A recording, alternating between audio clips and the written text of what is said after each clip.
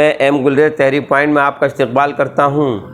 ناظرین، نوح میں فرقہ وارانہ تصادم کے بعد ہریانہ کی بی جے پی سرکار کے ذریعے نوح کے مسلمانوں کو اجتماعی انتقام کا نشانہ بنانے کی یک طرفہ کارروائیوں پر مسلم قیادت کے ذریعے کسی طرح کے سخت احتجاج اور رد عمل کے سامنے نہ آنے سے میوات سے تعلق رکھنے والے مسلمانوں میں سخت مایوسی ہے۔ ان کی شکایت ہے کہ مسلم تنظیموں اور قیادتوں نے انہیں سرکاری ظلم و ستم کے سہارے چھوڑ دیا ہے۔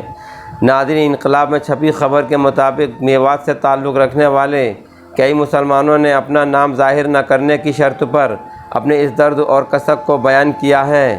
بات کے کئی لوگوں نے اپنی شناخت ظاہر نہ کرنے کی شرط پر بتایا ہے کہ ایک طرف تو شرپسند عناصر اب بھی کسی روک ٹوک کے بغیر کئی مقامات پر شر انگیزی کر رہے ہیں۔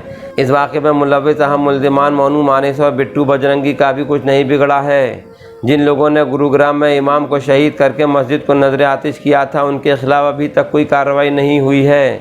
مسلمانوں کی املاک کو لوٹنے اور آگ کے حوالے کرنے والے عناصر اب بھی آزاد گھوم رہے ہیں، لیکن نوح کے مسلمانوں کو اجتماعی سزا سے دوچار کیا جا رہا ہے۔ گھر کے مرد پولیس کی غیر منصفانہ کارروائیوں کے خوف تلے پہاڑوں اور جنگلوں میں رہنے پر مجبور ہو گئے ہیں۔ لوگوں کو شکایت ہے کہ انصاف کا یہ دوہرا پیمانہ کیوں؟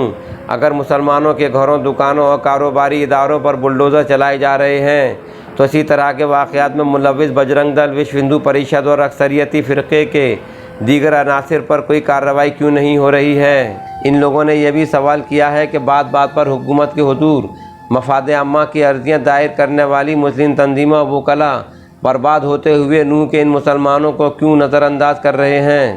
آخر کب تک جمہوریت، انصاف اور آئین کے اس قتل پر آنکھیں موندی رکھی جائیں گی؟ خیال رہے کہ نوح میں یاترا سے قبل ایک اشتعال انگیز ویڈیو کے ذریعے تصادم کا ماحول پیدا کرنے والے گو رکشک مونو مانیسر اور بٹو بجرنگی کے خلاف ابھی تک کوئی کارروائی نہیں ہوئی ہے۔ جنید اور ناصر کے قتل کے کلیدی ملزم مونو مانیسر کی گرفتاری پر ہریانہ کی بی جے پی حکومت کے ساتھ راجستھان کی کانگریس حکومت بھی سیاست میں مصروف ہے۔ اگر پولیس مونو مانیسر کو ڈھونڈنا چاہے تو کوئی کام مشکل نہیں، کیونکہ وہ سوشل میڈیا پر لگاتار پوسٹ کر رہا ہے اور نیوز چینلوں سے بھی بات کر رہا ہے۔ آخرکار ناظرین، افسوس کا مقام ہے کہ ہماری مسلم تنظیمیں مسلمانوں پر ہونے والے ظلم کے خلاف کبھی لامبند نہیں ہو پاتی ہیں۔ وہ حکومت کے رہنما اصولوں پر ہی عمل پیرا رہتی ہیں، کیونکہ انہیں حکومت کو ناراض نہیں رکھنا ہے۔ اگر انہوں نے انصاف کی بات کی تو ان کو اس بات کا خدشہ رہتا ہے کہ کہیں ان کے مفادات پر بجلیاں نہ گر جائیں۔ بہرحال اب تمام مسلم تنظیموں کو ذاتی مفادات سے بالا تر ہو کر اس مٹی ہوئی قوم کو بچانے کے لیے صف آرا ہونا ہوگا، ورنہ علامہ اقبال کی روح سے معذرت چاہتے ہوئے ہم یہی کہیں گے کہ وطن کی فکر کر ناداں، مصیبت آنے والی ہے، تیری بربادیوں کے مشورے ہیں پارلیمانوں میں۔